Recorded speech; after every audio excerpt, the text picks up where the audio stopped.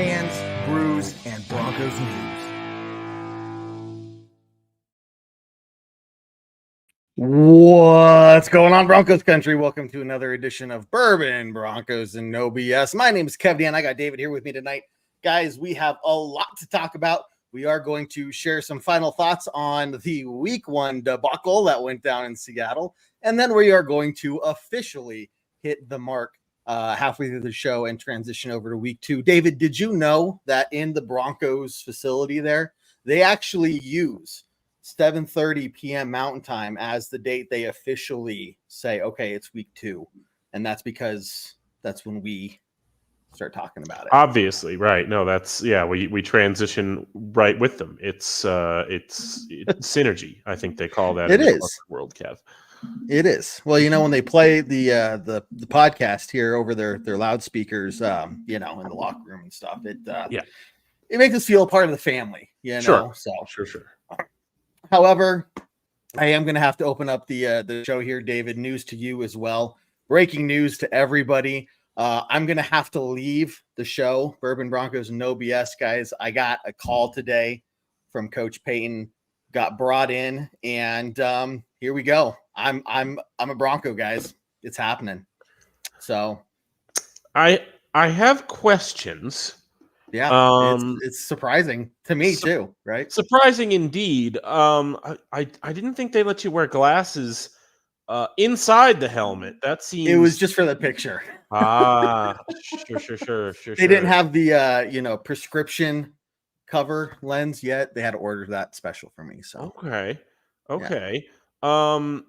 Listen, I don't mean to question Coach Payton. I'm sure that there's a ton of stuff that a 5'4" guy can do on a football team. I don't know. Give me some break. Give me 5'4". Come on. All right, okay, 5'7". Thank you. That's better. You're welcome. Anyway, I'm happy for you, I guess, Kev. Happy, concerned, since we're the same age, and I'm 35, and I'm 35, and that means that you're 35. So going into the NFL as a 35-year-old rookie is, but it's a team with some older rookies this year, and it is, and that means you're going to have to step into a leadership role right away, which again also concerns me. So I'm just there's lots of questions. Keith, you're right. They gave me options, so I still have some time to prep for it. But in the meantime, I will stay here at Bourbon Broncos No BS until my number is officially called up. But thank goodness. Thank goodness. David, man, dude, here we are. Week one is officially in the books. Broncos lost 26-20 against the Seattle Seahawks in a fashion that I think, taking off my blue and orange goggles, I expected. From the offensive side of the ball anyway, and a lot of positive surprise from the defense. But, I did a lot of breakdown on the post-game podcast with John yesterday. So let's get some fresh opinions and perspectives on this. David, over to you, man. What was your take on the game?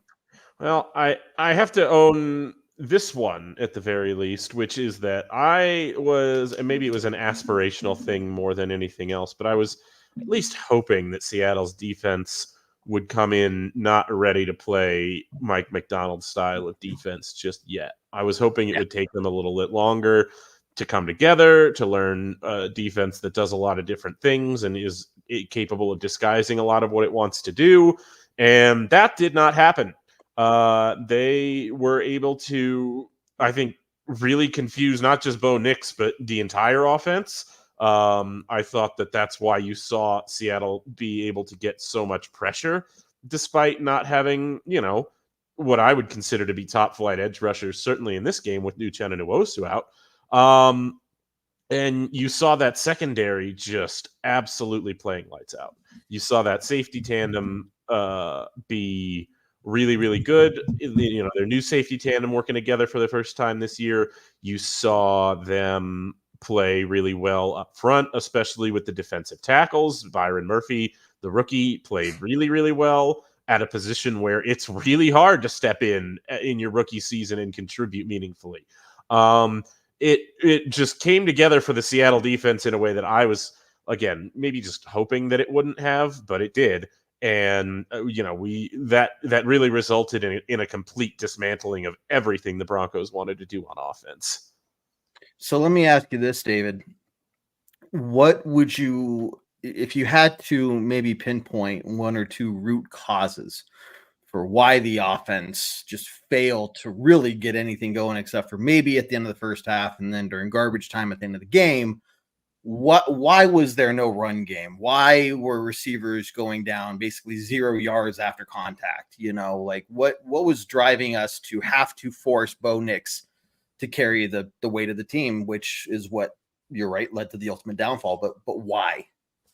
Well, I mean, like you pointed it out, the run game just kind of sputtered out. Like it started out with maybe a couple of decent runs in that first quarter, but there wasn't a lot to hang your hat on after that. And the reason for that to me is just unclear. Maybe the offensive line just wasn't ready. Maybe they weren't seeing looks that they expected in the run game from Seattle. Maybe it just, and credit to Seattle also in this, because you mentioned after the yards after the catch, they just tackled really well.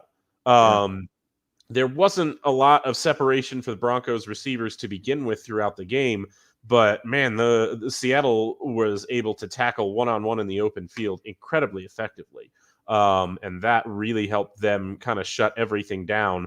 But yeah, man, it was so discouraging to just see, a guy in the backfield where the running back wanted to be before he had a chance to be there. It was I don't know. It was just not great. Right. And for those who maybe didn't see it, Sean Payton said it perfectly in the post-game press conference. There's no support for Bo Nix, right? And I had said in the pregame show, if we're talking about Bo Nix pretty heavily at the end of the game, that probably means we lost, right? We didn't want him to have to be the center of the stage, right? We wanted the support system around him to allow him opportunities to make mistakes, give him some breathing room to maybe make a deeper throw or scramble around a little bit, whatever the case is. But yeah, he just got none of that, man. And so, it's interesting. There's obviously a lot of Broncos fans out there that are just, oh my God, this is the worst. Here we go. A lot of comments on Sunday like, oh, the Broncos are bad again. And, we say it's the first week of the first really true rebuild year for the Broncos. But I kind of took a step backwards out of our shoes, right? We've been covering the Broncos the whole offseason, really in depth with what's going on, doing these shows. But for the average fan, especially if they're not in Colorado, they can't see preseason. And even if they could, the average fan usually isn't that into preseason, right? So from them, they've been hearing all offseason how advanced Bo Nix is, how ready for the NFL he is, how mature and poised he is. And this was their first chance to actually see the product that they've been hyping up this whole offseason. And yeah, man, it's got to be a shock to those people to be like, this is what you're talking about? So the reason I bring that up, Dave, is I want to ask you, what do the Broncos need to do during this week prepping and everything? What are their focus areas? Because obviously you can't fix everything just overnight, but if you're the coach, if you're in charge, what are just a couple things you're looking for them to really learn on or learn? Well, man, it's got to start up front, right? And it's not going to be, that's the thing. It doesn't get any easier with the Steelers coming to town with a defensive front of Cam Hayward and Alex Highsmith and TJ Watt, who, I watched some of that Falcons game last week. TJ Watt was wrecking that game by himself in stretches, and the Falcons have a really good offensive line. And so, yeah, better protection just all the way around. And maybe that falls a little bit on Bo for as far as setting those protections. And, it's also one of those areas where you're working at a disadvantage because you've got a first-year starting center with your rookie quarterback, and your center is also the one who those protection call-outs really fall on, right? That's kind of his responsibility, especially before the snap. So, I mean, just cleaning that communication up, I guess, would probably be one area where they can improve and show it right away. It's not as if, like, the blocking is just going to magically get better or anything like that. That's not how it works. But yeah, having that communication with quarterback and center a little bit more figured out as to where pressure is coming from, and then having the quarterback process, all right, got to get the ball out quickly because the pressure's coming from this direction. And so, yeah, that's kind of where I would start this week. Okay. Have you heard any update on Garrett Bowles other than MRI came back negative, just a bruised ankle, but any kind of rumors or anything on if we expect him to play because of the threat we're going to face on that side? No word right now. The Broncos will practice tomorrow for the first time this week, so we will see their injury report as well. And I think we'll just all have to wait and see what we get there. But yeah, obviously having a veteran presence, and we have our feelings about Garrett Bowles here in Broncos country, but objectively, he's a top half of the league left tackle. And so not to have that available to you and your rookie quarterback with the Steelers coming to town would be a pretty big loss. Let me ask you this: going into Monday or Sunday's game, did you know who Garrett Bowles' backup would be, or what his name was? I didn't. I did. I still don't. And I was like, I don't. If I don't know the name and you have to go out there, that's probably a really bad thing. Yeah, that's fair. And I still don't know if it's pronounced Pert or Pert, but it's. Yeah. I think it's Pert because when I heard it on TV, I thought I heard like pear. Yeah. Okay, that makes sense. And it wasn't until I looked it up that I was like, oh, there's a T at the end there. Oh, okay. So Pert, I think, is how you say it. Okay, got some questions here from the chat, and guys, thanks for tuning in. Make sure you're in the chat, guys. David and I talk about Broncos football all the time, and we do these shows so we can interact with you guys. So thanks for tuning in. Thanks for watching. Want to hear your thoughts on the chat, good, bad, and ugly. Chris, heard some about wide receivers need to catch the ball better. Yeah, so drops were a problem, and surprisingly, Reynolds was not one of the ones that had the drops issue. No, Reynolds caught the best ball of the day. Yeah, it was. That Cortland Sutton ball on third down where, look, I get it from Cortland Sutton. Yeah, it's a little behind you, but it's still on your back shoulder in that scenario. And like the announcers made it seem like it was more on Bo Nix, but no, that ball went through Cortland Sutton's hands. And that would have been made, who knows what the end of the game is like at that point with Bo Nix's confidence and what he can do on that drive. I don't know. I also, going back and watching that game, I don't know that it was as close as the score indicated. Sure. But, either way, you make that third down conversion, at least you give your young quarterback some real confidence against a tough defense. Cortland Sutton, Marvin Mims is once again invisible on offense. And, I think there's a variety of factors at play there, but the bottom line is he's just not getting it. It's just going to take time. Honestly, right now, you've got a limited playbook that you're trying to give so that your quarterback has the stuff he's comfortable with the most. You're still trying to build chemistry between this quarterback and these receivers because he wasn't named the starter until about 3 weeks ago. So you had him splitting a lot of reps. And the offensive line is working with a new guy in the middle. And it's going to take time. You have a pretty rough gauntlet of defenses coming up, and that's the way it is. But you also can't take Bo Nix out. And I don't see any of that in the chat. I don't really think there's any of that going on in Broncos country right now. But man, you've got to keep him in there. You've got to show him all of this tough stuff. You've got to get his head spinning a little bit, because I think this is the first time you're really seeing that, right? I don't think they did. Preseason is preseason. And we harp on it all the time, but I think now you're really seeing the product of Bo Nix didn't see anything in preseason that he didn't see in college, probably, or very, very little of it is defenses that he didn't see in college. And very, very little of that is what you're going to see in the NFL from now on. And so, you're going to have to give him as much of this bad stuff as you can and see what comes out the other end. And Keith, there's no other way around it. Yeah. There's nothing special about this tight end group right now.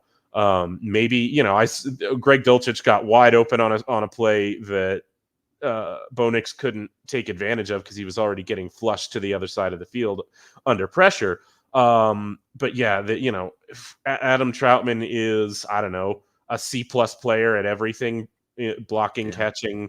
and except for that one play where he fumbled or he recovered the Otter Estime fumble. Yeah, That that's was right. like, you know what? For everything else you do like average, at least you did that. That was some right place in the right time stuff. Yeah, that was that was it. So yeah, it's just it's gonna take some time, guys. You can't put it on him all right now. Of course we want to see it, right? Of course you want to see Bo Nix go out there and look like CJ Stroud in his first year. Yeah. And just because it's possible doesn't mean that it's automatically going to happen, or that you could really have a reason to expect it. And so now we're just going to have to settle in and see how it unfolds over a long season. Look, again, this is a rebuild, right? It's a long season. This isn't going to be the only year of the rebuild. We're still going to be fairly young and experienced next year too, as we try to lean heavily on the draft. But this is what I think when the Broncos do get back on top, and they will. They're much closer now than they were, I would say, 3 years ago, when we were still in this kind of, are we in a rebuild? We're in a retool, but we're not going to do anything different, weird phase, right? Like, we're on the right path now. So when we get on top, it's going to feel so much better just having been a part of this, watching them develop, watching to see what they do. CJ Stroud, again, not saying Bo Nix to CJ Stroud, but even he struggled in the first week last year. And who it was against? Yeah, Mike McDonald's defense. Yeah. So I was just about to say that. Yeah, he made CJ Stroud look totally not quite this pedestrian. But guys, just look around the league this year. Jaden Daniels had an okay game. Caleb Williams was bad. I mean, Caleb Williams made a couple of throws, and quite frankly, the interior of his offensive line really let him down in that Titans game. But still, neither of them lit up the stat board, and those are the other two starting quarterbacks this year that are rookies. It's going to take time for everybody, and that you're hoping that the Broncos are in a position to kind of shore up along the offensive line. It's like Sean Payton has been harping on this entire offseason. It's a young team. Hopefully, they are able to a little bit coalesce, a little bit able to mature together as the season goes along. I'll tell you one young player who actually stood out on that offense. Thank you, Christopher, representing every week. But one player who really stood out was Devon Vele, who was quickly one of Bo Nix's favorite targets, a reliable guy catching the football, sure-handed, even if he wasn't able to kind of break away and break off any of those bigger plays like we were hoping maybe he could do. But he was the most consistent receiver on the field for the Broncos in that game, I thought. So shout out at least to Devon, and maybe it's Vele. We're still working on that pronunciation guide, but it's like the Broncos themselves, it'll come together over the course of the season. For sure. Look, it was disappointing, right? And Caleb Williams is still getting plenty of praise because they won the game, right? I think you could have looked at, if they had lost the game, you could have compared Bo Nix to Caleb Williams and been like, they both sucked and they both lost, but Caleb Williams goes out there and be like, I don't care about stats as long as we win. And that's right. Nothing against that. I can't argue that. But to say, oh yeah, look at how much better Caleb Williams is over Bo Nix. It's like, dude, they won, but was that really because of Caleb Williams? And we lost, but was that really because of Bo Nix? So you're kind of comparing two very different type of quarterbacks, two different situations. I was going to ask, do you think if we had named Bo Nix a starter sooner, would that really have helped? Because then you look at Caleb Williams, who was named the starter the day after he was drafted, and had all of the preseason with the ones basically, and look how he came out, right? So it's one of those things. It's like, it would have been nice to maybe get him some more experience, but would it really have mattered?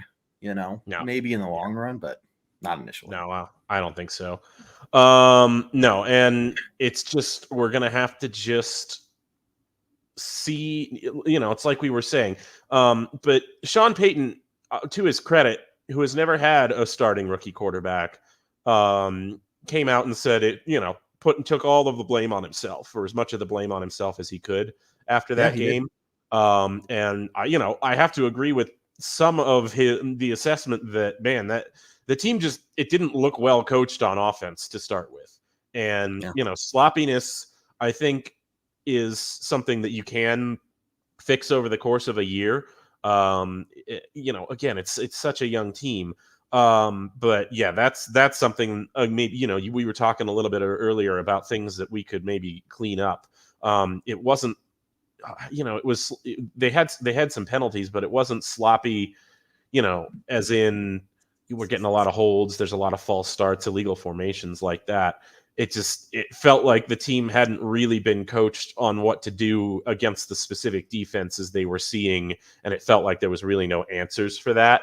And that's, at least one reason to, we're not quite at the Steelers part of the show yet, but when we look ahead to the Steelers, the Steelers have another really good defense, but it's a little bit more static in terms of this is what we're running. You just kind of have to beat it, as opposed to, our defensive tackle and our left outside linebacker are both dropping into coverage, and we're blitzing a corner and a safety off the same side. But you didn't see that until the ball was snapped. So there's a little bit less of that going on with the Steelers defense, which might be a little bit better matchup for the Broncos.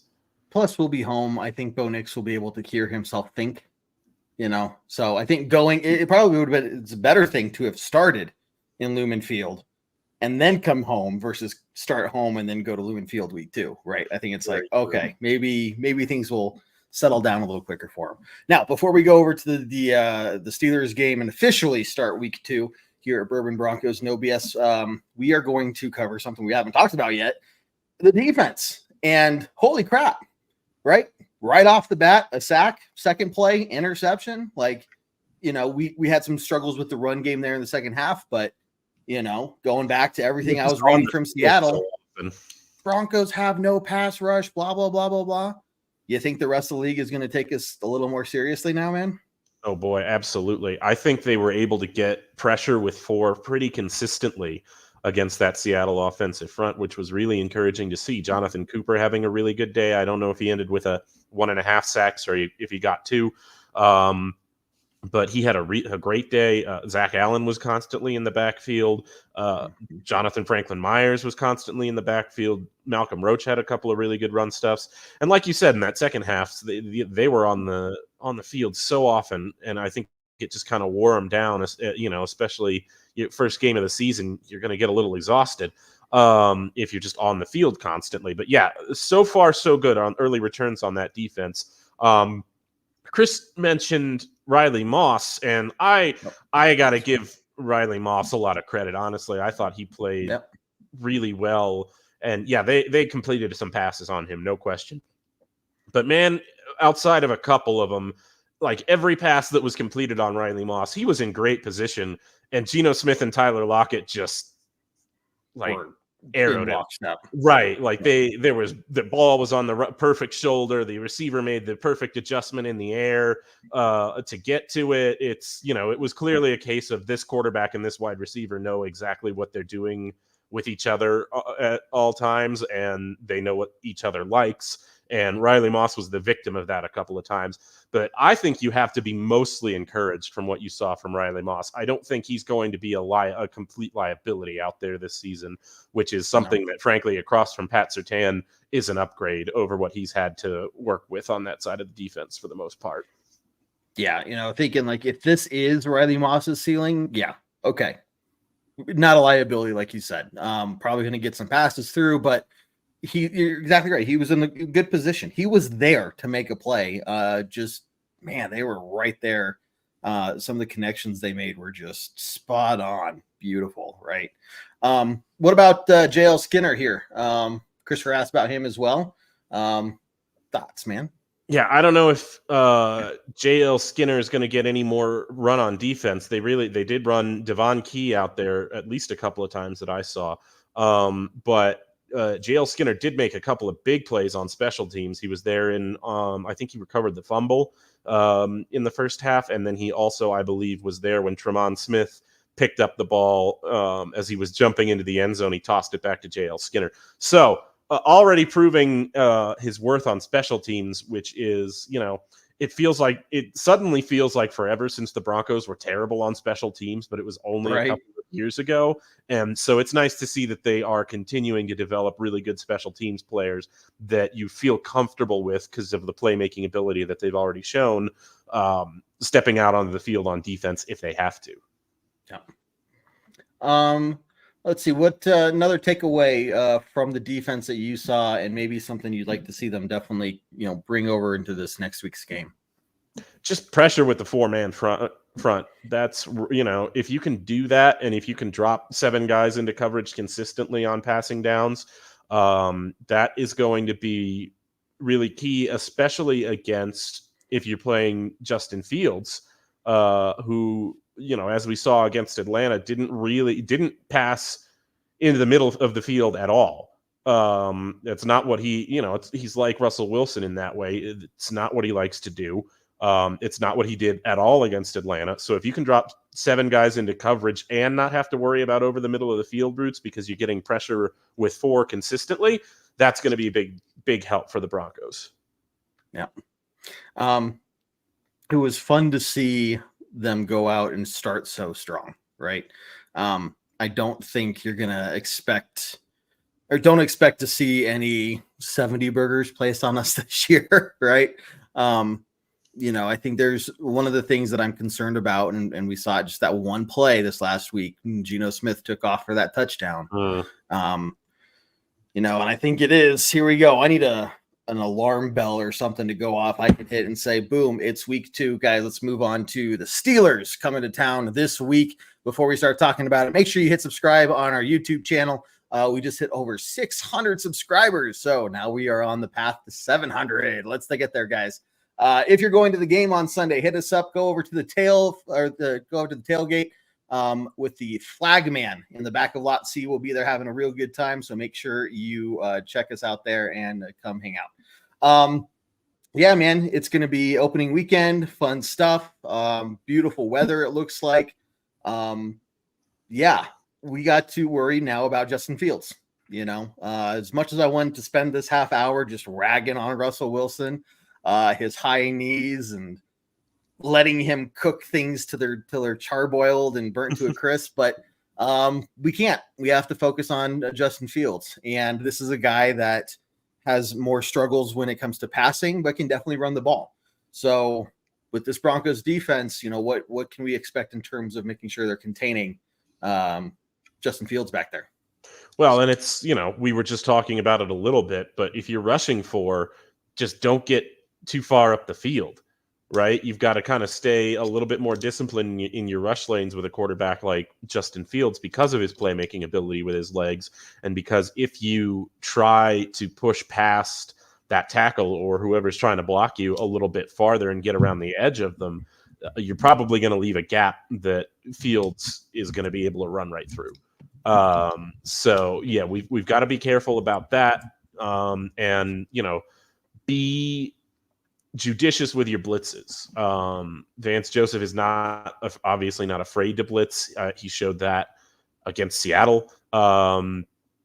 But you've got to you have to time it well. You've got to know when to bring it. You've got to know when to make it look like you're about to bring it and pull it back. Because, this is a quarterback who, if you make things more complicated for him on the back end, you might be able to really kind of mix him up a little bit. And, I think, they got to see him up close and personal with the Bears last year. And to be frank, he carved him up.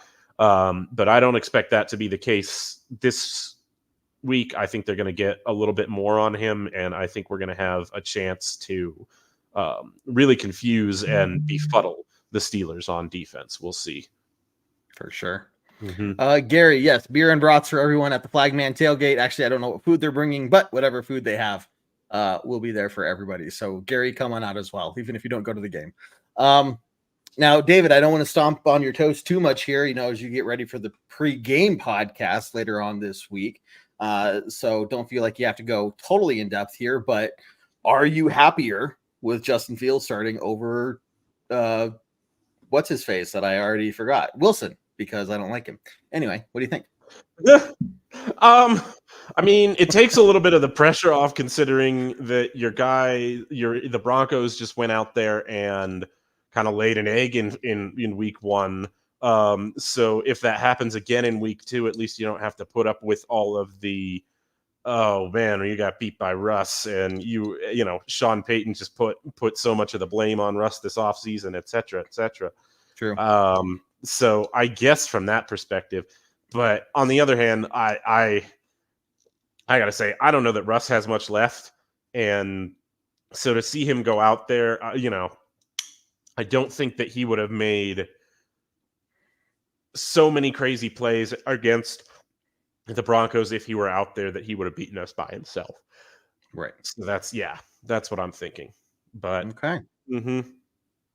Look, it's gonna be interesting. Chris says, "Don't let Jones QB spy Fields." Jones got burned on the TD from Smith. I would say, look, that was the one time that Geno Smith really tried rushing up the middle of the field like that.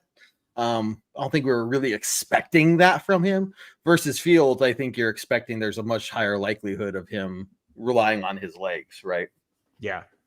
And it was, on a play like that, when everything is broken down and your guys are all in man coverage, it's just, there's only so much you can do, right? If the quarterbacks or if the routes are all taking the defenders away from the middle of the field because you're in man coverage and the quarterback doesn't get out of the pocket until that late in the play, it sucks. It sucks to watch. It feels like it's happening in slow motion when it's happening. It felt like on that play, you could tell he was going to score about 5 yards after he passed the line of scrimmage, and he just had to watch it. But, it's I don't know that there was any kind of necessarily huge breakdown there that allowed that play to happen defensively. It was just one of those plays. For sure. I will say, and I wanted to mention this in the first half of the show, as long as we don't get any plays from switching topics, Bo Nix. What about that play where as soon as the ball left Bo Nix's hands, the announcer says, "Oh no." It's like we don't even see where he's throwing to. You just hear, "Oh no," and then you see 3 blue jerseys. Man, like it was at that point where I was like, man, Seattle's just got what they want to do on offense, just completely sniffed out. Like those designed rollouts to get Bo Nix on the move with the flood concept and the guys triple covered, and it was I've just never heard that before. No, like he knew it would be an interception. He knew, and moment it left his hands, and then it was, and oh my god, yeah, this makes me cry. It's so sad. But back to the Steelers game. Yeah, so go for your thought, man. It's for this Denver defense, and before we switch gears a little bit to the offense, it's really just going to be about kind of being that team that you were in the first half of the Seattle game. Right. And obviously that is contingent upon them getting off the field a little bit more regularly and not being subjected to so many 3-and-outs by the offense.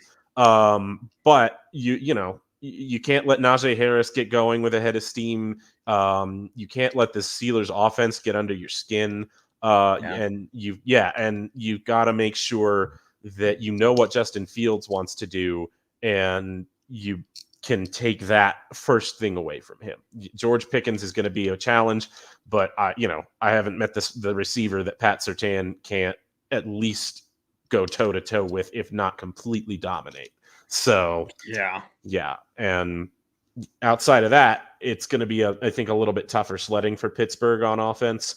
As long as we can cover up Pat Freiermuth, they should have a chance on defense to really go out there and show once again that they're a serious defense this year. Chris asks, could we see more zone coverage against Fields to keep him in the pocket? Knowing what you know from Vance Joseph, what kind of game plan are you expecting from him, man? Kind of his game. Like, I don't think that Vance Joseph is going to do a lot different than what he's normally done. I think he's going to, just try and cook you up these 3rd and long scenarios where he can bring an exotic blitz on you, pressure you with 6 guys, and make you make a quick decision.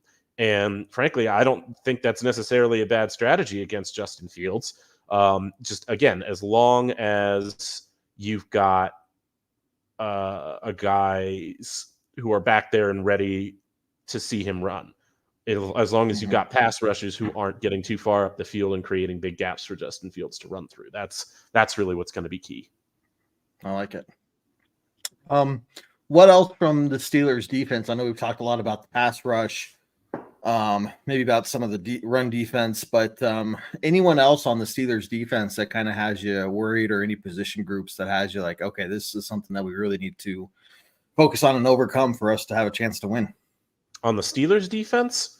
Steelers defense, yeah. It's got to be up front. It's got to be obviously that defensive line with, like we were talking about earlier, with TJ Watt, with Alex Highsmith, with Cam Hayward, who still, everybody, he got the kind of a big deal from the Steelers again, a bit of an extension, and it's going to be like an end of the career type contract, but he still plays like a player who can bring it from down to down. And when you've got Luke Wattenberg in there, you've got to make sure those guards are able to help him. But then you'd also like to be able to send your guard out to help against those edge rushers. So it's going to be the position group that I've got my eye on the most, for sure. And help me understand, because I'm not super smart on this. When it comes to, we were talking about, Wattenberg getting the coverages and protections a little bit better called out, and then kind of where Bo Nix comes into that piece of the, puzzle as well with what he's calling out.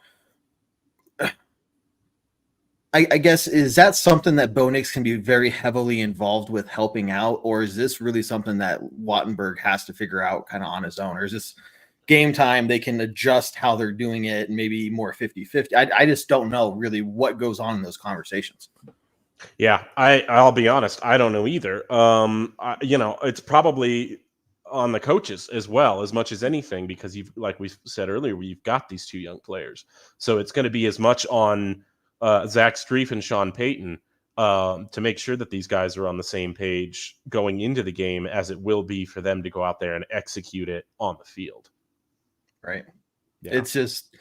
It's frustrating, but at the same time, yeah, it's like, okay, these guys are learning, let's be patient. And, hopefully, they see these tougher defenses earlier on. We get, and Sean Payton is historically not good in September anyway.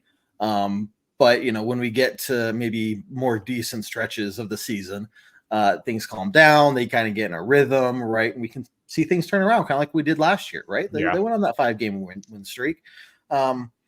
It's not to say that we'll do that again, but we can start racking up some wins there, So not to say that I think we're going to go 0-4 in September. I don't think that's going to happen. But this is a very winnable game, just like Seattle was, right?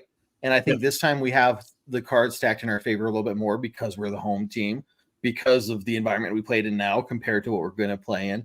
That's so huge. And I don't know. It just seems like Seattle or the Steelers they're kind of in a limbo as well. It's like ever since Roethlisberger left, they've gone through all these quarterbacks. There's been talk the last couple of years, is Tomlin on the hot seat or not? But he has a remarkable record on his own, right? But they're kind of like, they don't really know their identity anymore either, so they're struggling in that regard, kind of like we have been. Yeah. And the quarterback situation is so unsettled there. You've got some talent at some positions and some other talent or some other positions where you're just kind of still looking. You've got a roster that, it is like the Broncos a few years ago, especially because with that Steelers roster, the talent they have at so many positions, you look at it and go, man, they could be a really good quarterback away from making serious noise, but they don't have that right now at all. Keith, this comment about Quinn Miners, I want to clarify that Quinn Miners was looking at Bo Nix before the snap every play because it was his responsibility to tell the center it's time to snap the ball. That's kind of a standard procedure in any away environment, but certainly one as loud as Seattle, where the center may literally not be able to hear the quarterback say hot hike. So the guard kind of has to be the one to set that cadence and tell the center it's time to snap the ball. You almost certainly will not be seeing that against Pittsburgh this week, although their damn fans travel so goddamn well. Like even in Atlanta last week, it was absurd how many Steelers fans were there. So that's probably going to be obnoxious this week, but that is just why you kept seeing Quinn Miners looking at Bo Nix before the snap so often against Seattle. There's going to be a lot of black and gold, and it's not going to be pretty. It's still the noise won't be anything like it was in Seattle. And I'll say, I'm going to give fans their fair shake. I don't care if you're a Seattle or Steelers or whoever fan coming. But I will say that Philly fans are the worst from my experience, followed up very closely by Browns fans. But other than that, most fans are pretty good. So I'll give the Steelers a shake here, see what they do, and judge their entire fan base off the few that sit around me, as one does. So we'll see. Yeah. But no, thanks for clarifying that, because Keith brought that up, and I was going to say that as well. So it's cool to learn those little football things when you're like, oh, that's what they're doing, right? And and that's what excites me about football. What really draws me to it is every player has such a unique little piece that they have to do perfectly in order for this to happen. It looks so simple, but okay. Back to this. Where's the next question? Yeah, Keith, no problem. Chris, what happened to Mims? So we talked about it in the first half of the show. Mims pretty much non-existent. We didn't say Dulcich, but we didn't mention him really too much, and that's because he really didn't have much to play other than 2 catches he had. But yeah, so what game 1? But what can we expect to see from these guys? Mims especially. Is he going to get going? We got to get these young guys cooking, man, and see what kind of talent we have. I don't know, man. I don't know what it is with Mims, that he just hasn't really worked his way into Sean Payton's good graces enough to be on the field a lot on offense. I don't know if it is that they run a ton of choice routes and he doesn't really have that aspect of the game down yet. I don't know if they are just down on his route running in general. I have no idea what's going on with that, really no insight, unfortunately, on that. Seems like a guy who could open up a speed element for this offense that's needed, especially when you're talking about in the context of the run game, because I think one thing that we really saw Seattle do was pack the box with guys because they didn't really fear the Broncos' ability to pass down the field. And, I understand that to a certain extent, but I think that if you're the Broncos, you've got to try. I know you want to make your quarterback a little bit more confident as far as it goes, but you've got to take some shots as well, because otherwise they'll hone in on your run game all day long. They'll sit down on the short passes that Bo Nix has a specialty of, that you won't be able to run after the catch because the defensive backs will be just plastered to your receivers. So I don't know. It's got to get better on that, in that aspect of the game, if you want to see the rest of this offense open up a little bit. Yeah. So yeah, Chris, is there a bigger plan for Marvin Mims that Sean Payton has? I don't know. We're just gonna have to wait and see what the snap count is. We're gonna have to see and look how often he's targeted. When he is targeted, does he catch the ball? Or does he drop it? Versus is it just well defended, right? So we'll see, man. But I think these players know that they have a shot to make a name for themselves. In a team that they probably wouldn't have otherwise if it weren't a rebuild year. And so they also know they blew it week 1. I don't think there's any offensive person that walked out of that room hanging their head high at all. But that doesn't mean that there's not room for, there wasn't good things. There were good things for them to build on, right? But how do they adjust from here? So it'll be interesting. Yeah.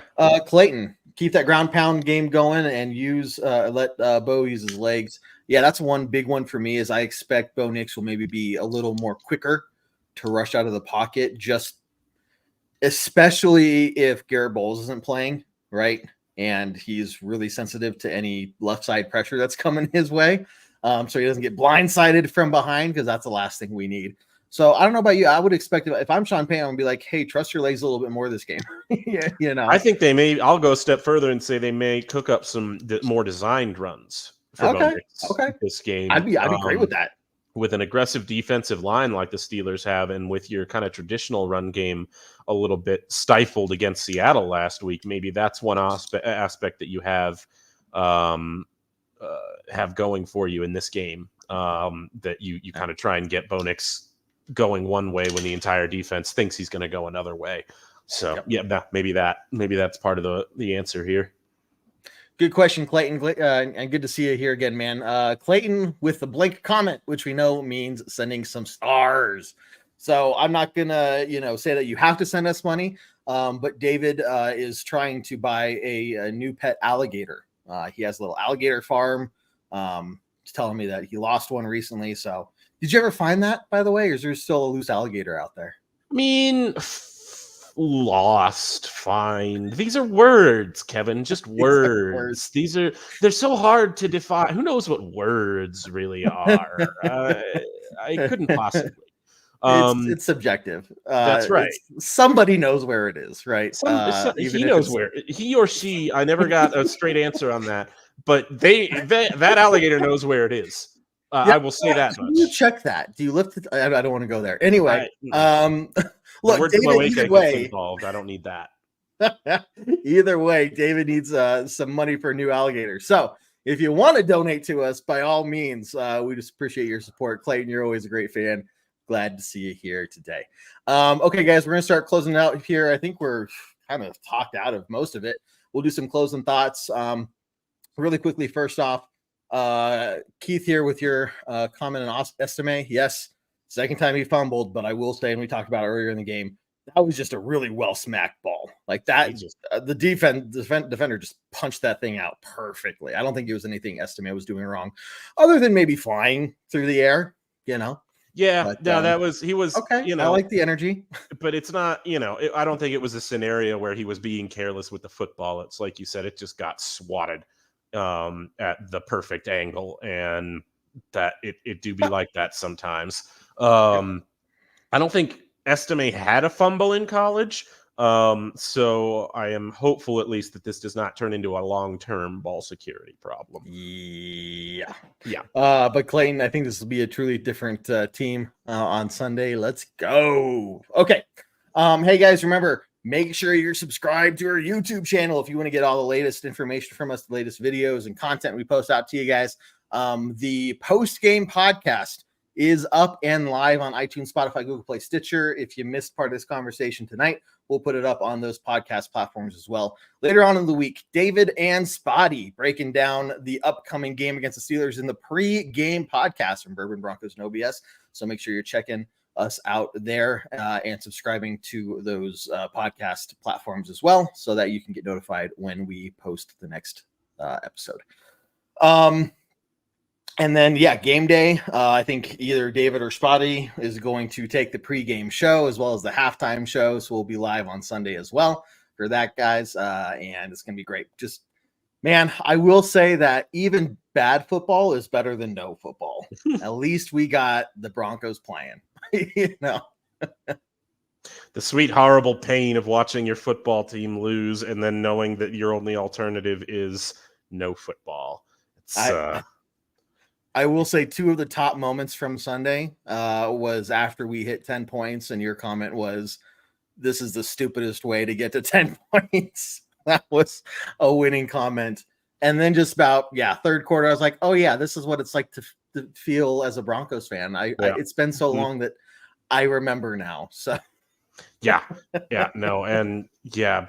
boy, let's just go back to that for a second. 2 safeties and 2 field goals. I just what the crap? That's real dumb, guys. That's some dumb stuff. And I loved watching every second of it. Those two safeties were, I couldn't even. But oof. Oof. Yeah. Give me a touchdown. Come on now. Come on. Something, right? Something. Good Lord. Appreciate the comment, Clayton. Yeah, it's Tuesday nights. Just fantastic. Appreciate you guys being here with us. So let's do some closing comments. David, we got the Steelers coming to town, going game opener for Denver. Again, beautiful weather, a lot on the line for the Broncos, just in terms of maybe gaining some respect back, or at least saying, okay, that was week 1 football. We're making improvements and shut a lot of people up, right? Like, hey, we're into business. Here we go. But over to you, man. What do you think?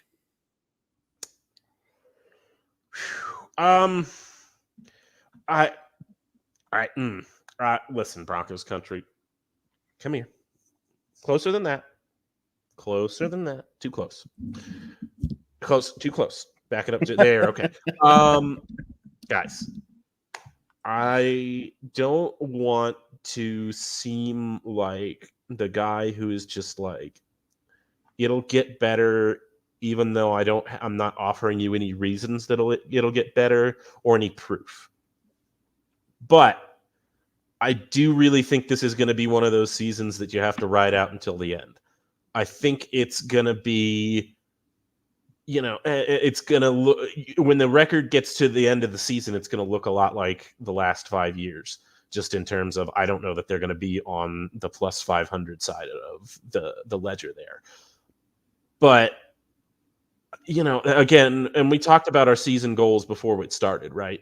It's not about wins and losses this year. It's about seeing a young team improve and be better than they were and go into next year saying, we've got our starting quarterback and it's time to start building around him legitimately. And, everybody, we all want it to happen in week 2, because watching what happened in week 1 sucked. But even if it sucks again on Sunday, guys, we're at least doing something different. We're not trotting out the backup quarterback turned starter who had a miracle play in the playoffs last year and presenting that solution. We're not trying to say, oh man, well, the old team was more than ready to trade this guy, but we gave away 2 first-round picks and change for him, and that's our guy. We're not doing we're a quarterback away with our roster from going to the Super Bowl when it's just not true. It sucks to say it's a losing season, but it's a different kind of losing season. Yeah. But that kind of might be what we're looking at right now, guys. And I'm saying to you, stay with it for the end of the season. We got to evaluate this thing as a finished product, not just what we've seen and what we're going to see over the first 4 or 5 weeks. Exactly. Look, remember when we tried trotting out Butt Fumble Sanchez and thought for any more than 5 seconds he was going to be our quarterback? You remember how bad that felt? Like, we're trying something different. It's going to suck sometimes. There are going to be real growing pains. But we're not trying to pretend we're this, this deep playoff team that's just 1 or 2 players away. So let's sign these free agents that have injury histories or whatever, come in here, don't produce. I mean, let's talk about last year's pass rushers. Hello, Frank Clark, and whatever hell his other name was. Like, you guys are total bust after what we did for you. So, it's going to be interesting. So look, if we don't finish above 500 at the season, you're right. Let's see. Do we know who our quarterback's going to be? What did we see improvement wise? When we lost, what caused us to lose, and how are we going to address those going into the off season? You know what that's all called? It's called being a rebuild organization, right? We're literally starting from the ground up. And so it's going to be a process, but it's part of being a fan. Otherwise you just don't watch football for a few years, I guess, until the Broncos get good again, which to me just doesn't make sense. Chris, I like this. Steelers will be the one saying, oh no, at the end of the game. That's the hope. That's the hope. I love it, man. Look, Bo. Nailed it. Oh, Bo. Maybe we need to adopt that. Mhm. Oh, Bo. Look, Steelers coming to town, tough team. I think they have a lot to, they're trying to make a name for themselves as well with what's their quarterback situation? Russell Wilson, Fields, and Justin Fields. And it's like, it's not week 1, but it's week 2, which is just a little better. So don't expect like touchdown drives on every play, on every chance we get and everything. But I expect the defense to go out there and be just as energized, just as strong, just as aggressive, and put our offense in the best chance possible to win. And I think you keep doing that, this offense is going to have a chance to really come together and prove their worth. So we'll see. Guys, thanks for tuning in. David, as always, man, you are a scholar and a gentleman, sir. I'm neither of those things, but I think that we can both agree that there's nothing left to do but to end it, as we always do, on a very strong Go Broncos. Take care, everyone. See ya.